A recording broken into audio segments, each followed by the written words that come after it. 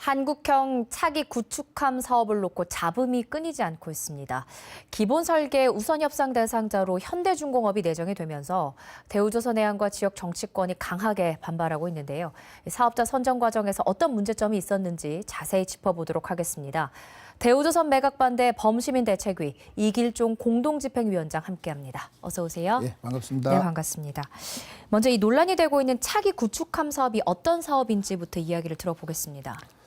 한국형 차기 구축함 사업이 해군의 이지스함보다 작은 약 6,000톤급 미스 이지스함이라고 보시면 될 것입니다. 예. 또한 대부분 국산화 기술로 개발되는 최초의 전투함으로 2030년까지 총 6척을 건조하고 사업비는 총 8조 원이 들어가는 초대형 프로젝트라고 생각하면 될 것입니다. 네. 그래서 이제 이 사업을 누가 수주하느냐 관심을 끌었던 이유 중에 하나가 지금 대우조선과 현대중공업 인수합병이 추진되고 있지 않습니까? 예. 그래서 대우조선이 이 사업을 수주하면 독자 생존할 수 있지 않겠느냐라는 가능성 때문에 지역사회에서도 기대가 컸던 겁니다. 그렇죠? 맞습니다. 네. 대우조선은 솔직하게 국내 최초로 잠수함을 해외에 수출할 정도로 세계에서 손꼽히는 방산 기술을 가지고 있습니다. 네.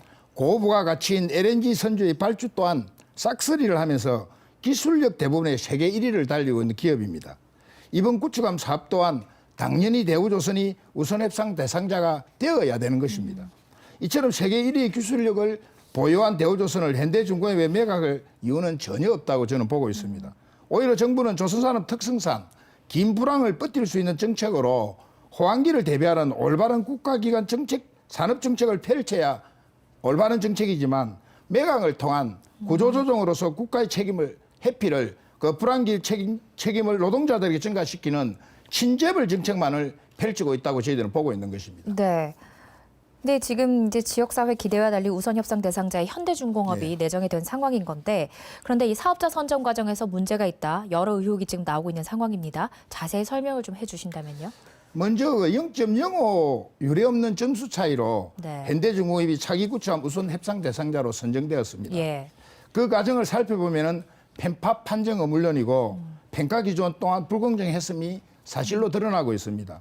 제가 간단히 좀 설명을 드리면 예. 현중뇌물 비리 별점 미 반영이 되었고요.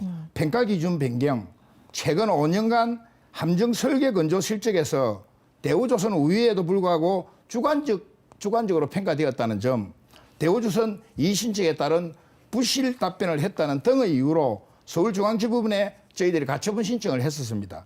대우조선이 주장한 내용 중 하나라도 인정이 되었다면 0.0으로 뒤집을 수 있었던 사항입니다. 예. 그런데 뒤늦게 언론을 통해서 현대중공업과 해군이 짜고 문재인 정부가 망을 봐주면서 대우조선이 기술력 빼달렸다는 사실이 들통났습니다. 예. 이에 대책위는 훔친 기술로 입찰에 참여한 자체가 무호이므로 방산 비리에 대한 엄중한 처벌은 물론 현대중공업의 방위산업 입찰 자격 영구 박탈을 저희들은 주장하고 있는 것입니다. 그러니까 안 그래도 지금 여러 가지 평가 기준에 있어서 의혹이 있었던 상황에 현대중공업과 해군이 함께 대우조선해양이 만들었던 개념 설계도를 도둑 촬영해 갔다 이제 이런 보도가 나오면서 의혹이 예, 지금 예, 커졌던 맞습니다. 지금 그런 상황인 겁니다. 그래서 대우조선해양이 법원에 앞서서 이제 행정 가처분 신청을 냈는데 이게 또 그런데 기각이 됐어요.